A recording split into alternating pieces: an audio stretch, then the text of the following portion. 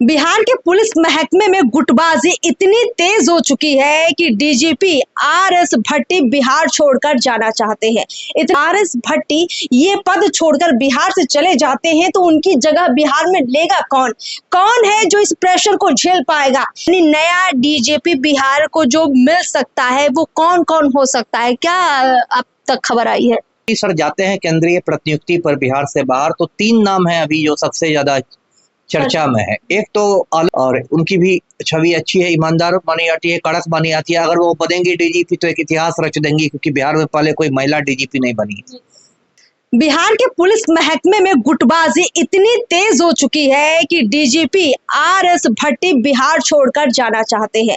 इतना ज्यादा political pressure बढ़ चुका है कि आर.एस. भट्टी अब बिहार में काम ही नहीं करना चाहते। देखिए, इस तरह की खबरें बिहार में बहुत तेजी से चल रही हैं। अब सवाल ये उठता है कि अगर आर.एस. भट्टी ये पद छोड़कर बिहार से चले जाते हैं तो उनकी जगह बिहार में लेगा कौन? कौन है जो इस प्रेशर को झेल पाएगा?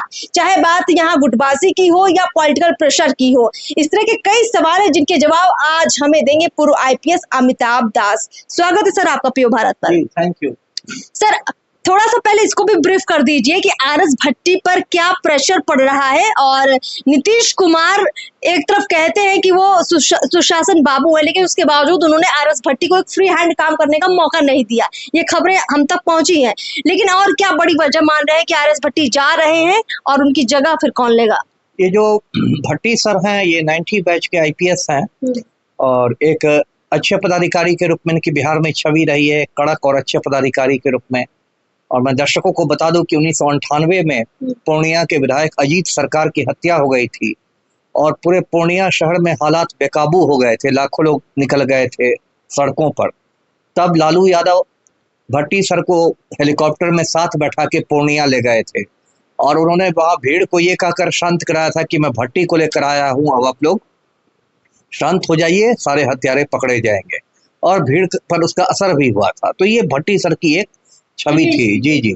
और जब पहले जब बोकारो बिहार में ही था, मैं जाता रहता था, मैं सीआईडी में एसपी था, भट्टी सर बोकारो एसपी थे, उनसे मुलाकात होती थी, उनके काम काज करने का बहुत अच्छा मुझे तरीका लगा। तो ये सारी बातें हैं।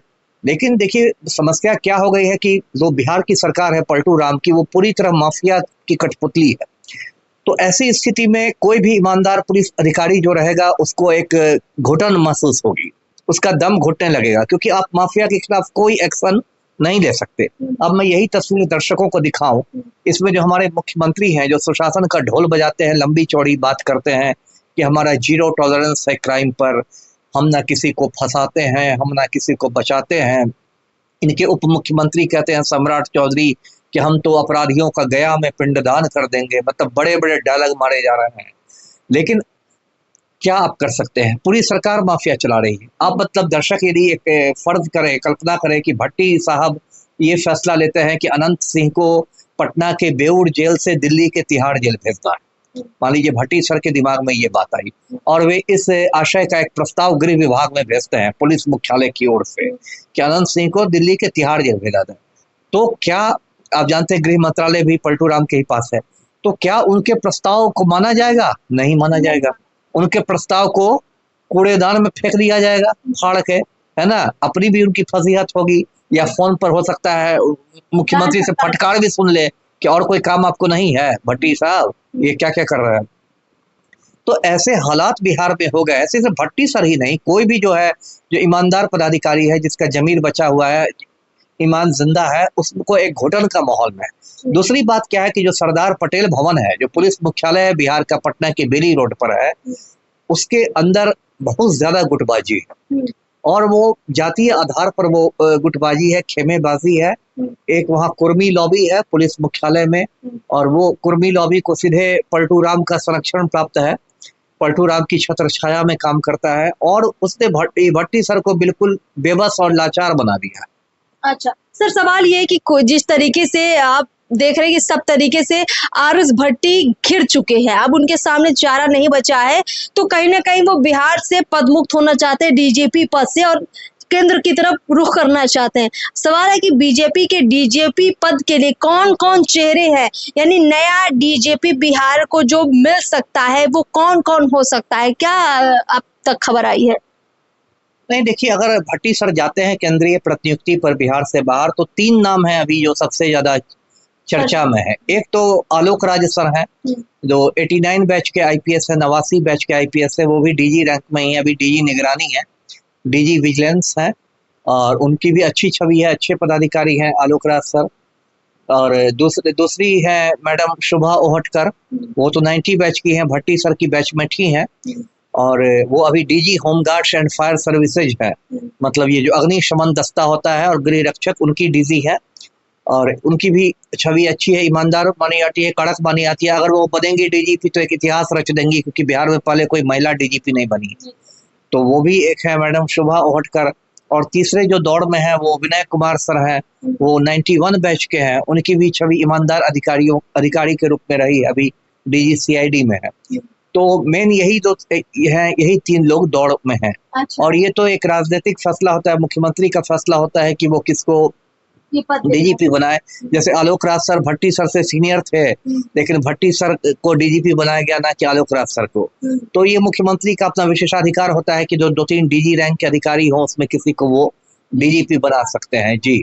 तो यहाँ सब कुछ में लॉबिंग होती है, यहाँ भी लॉबिंग हो ही रही होगी, और उसमें कोई बनेगा जी। एक छोटा सा अंतिम सवाल लेंगे, बिहार में जिस तरीके से क्राइम बढ़ रहा है, क्या चैलेंज आप देख पा रहे हैं? सबसे ज्यादा कौन सा माफिया यहाँ एक्टिव है? जो नया डीजीपी बनेगा क्या उस पर कंट्रोल कर पाएगा? क्योंकि बिहार में आप देखिए तो बालू माफिया है, अवैध शराब माफिया है, आप देखिए यहाँ पर जो पेपर लीक का जो गैंग है, शिक्षा माफिया, वो तो चल ही रहा है। तो बहुत सारे माफिया हैं, तो जो भी नए डीजीपी बनेंगे आपको लगता है कुछ कंट्रोल कर पाएंगे?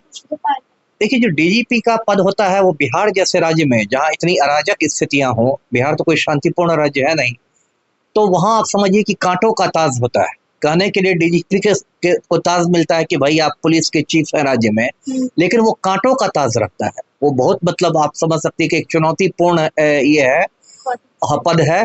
और बिहार में किस क्षेत्र में माफिया नहीं है? बालू में जाइए तो बालू माफिया से भेंट हो जाएगी, शिक्षा के क्षेत्र में शिक्षा माफिया है, दारू के क्षेत्र में शराब माफिया है, और सबसे बड़ी बात है कि ये लोग सफेद पोश हो गए हैं, इन सत्ता के गलियारों में इनकी पैठ है। तो जो सबसे फ्रस्ट्रेटिंग चीज जो हो जाती है ईमानदार पुलिस वालों के लिए, जो सबसे हताशा का विषय हो जाती है, कि एक तरह से उसके हाथ बंधे रहते हैं, है ना।